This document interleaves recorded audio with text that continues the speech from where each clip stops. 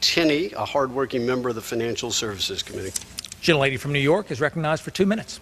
Thank you, Mr. Speaker, and thank you, Mr. Chairman, for yielding me the time to speak on this important bill, and also for your tremendous and strong leadership on our committee.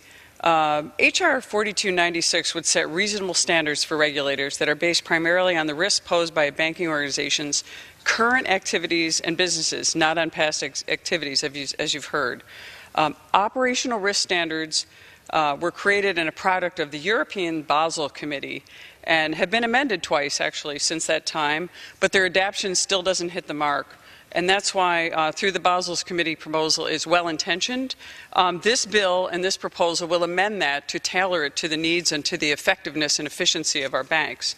The current framework is, of course, based on past activity and will hold operational capital on discontinued products that banks don't even have in their portfolios.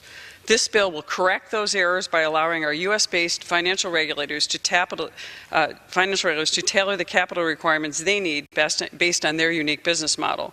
HR 4296 limits the burden of operational risk capital requirements to a bank's current activities and businesses and gives the bank the ability to determine risk under forward-looking assessment and would permit adjustment on risk mitigating factors. This bill, as you've heard over and over, does not eliminate the federal government's ability to assess operational risk or alter the regulator's authority to set capital requirements when doing business on high-risk customers.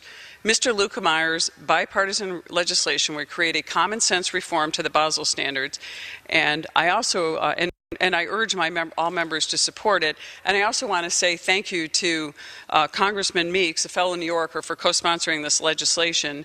Again, I want to say thank you again to Mr. Chairman for his great work on our committee, and also to Mr. Luetkemeyer for his hard work, his bipartisan work on this bill. For a person who is a banker, a business person from a rural area of our country who really understands the need to protect consumers. And with that, Mr.